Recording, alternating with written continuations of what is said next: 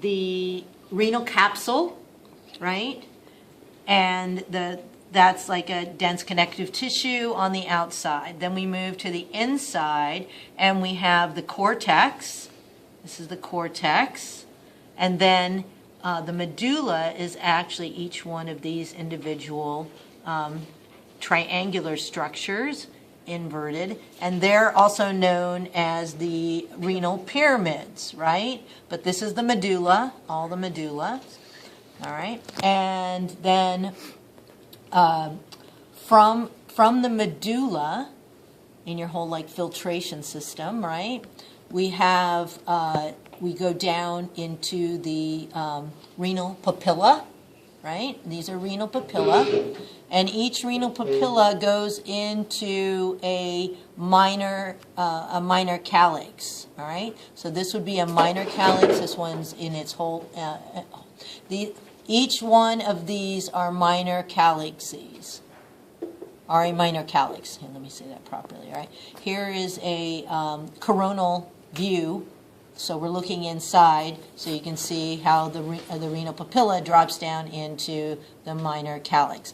Where the two minor calyxes come together is the major calyx, or the calyces, right, if we talk to them collectively. And then we're in the renal pelvis. All the major calyces dump into the renal pelvis, which then carries on down into the ureter.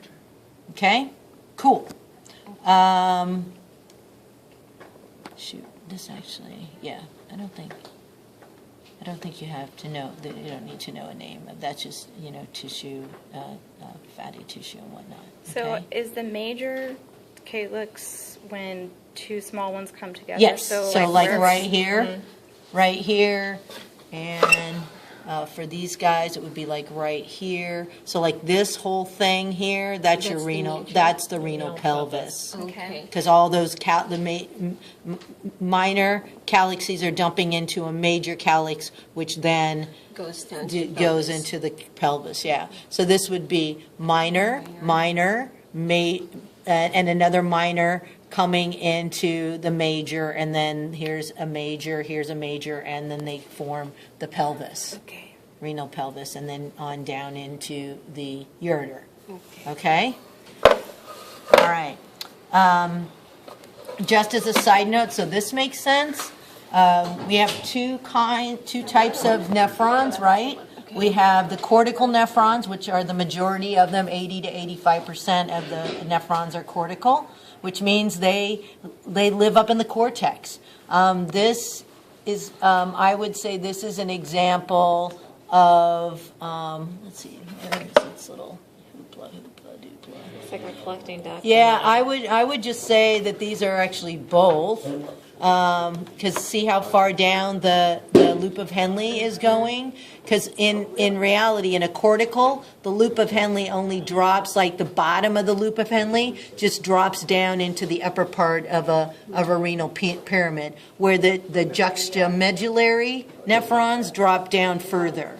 And then if we had everything here on the because like what would this be? Would go up here. This would be like probably a distal convoluted tubule, because this would be proximal here, right, going into the loop of Henle, coming ascending. We got descending, ascending loop into the distal convoluted tubule, and then from that point into a collecting duct, right? So if up in here, right, we would have the peritubular capillaries, right, and then down here, we on the tubular part, it's peritubular if we're on a juxtamedullary, right? But when we drop down deep here with the long loop of Henle, right, we're going to have what? What is it called? What's the vascular network around that? Vasorecta. Awesome, but it's just not here. Okay, all right, it's not pictured. Yeah, so there's the story on the nephrons.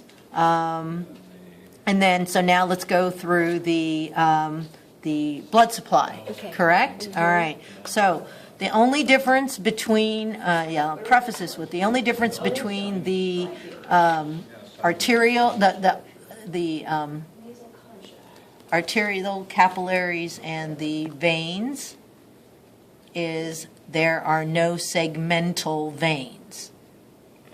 Okay? There are no segmental veins. So only artery There's- segments. Yeah, Segmental only the artery has a segmenting part off of it, all right?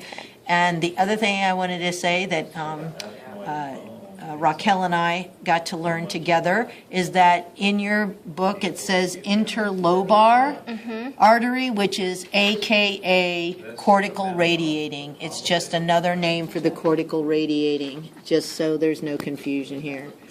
Too close to the lobar, which we'll go over, but the lobar are in between the lobules or the renal pyramid. So it's interlobular and interlobar. Those are two different.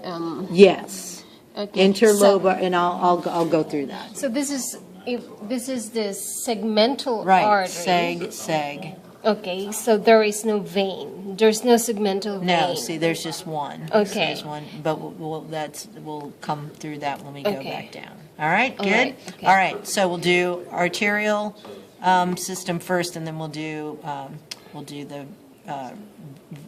vein. So we go renal artery, right? Segmental arteries, and they've just, this one's just been cut, so you can see. So we'll follow this path. So segmental into interlobar, right?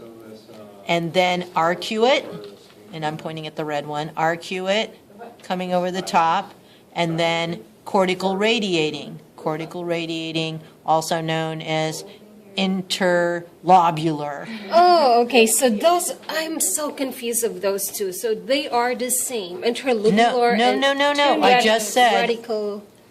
cortical radiating radiating. and interlobular.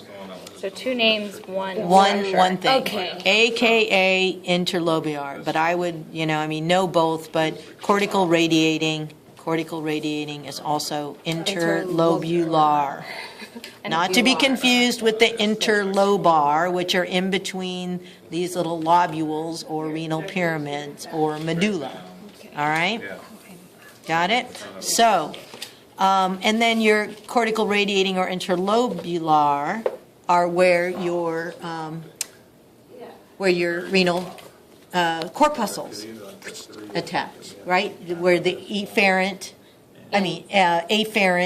arteriole going into the glomerulus come off of. Efferent glomerulus, and then goes This actually out shows to- it here, if you look at this picture here. So this is off, this would be off the arcuate, see, because here's the top of the medulla, right? And the arcuate go over the top of the medulla. So there's your arcuate. And then your cortical radiating or interlobular artery.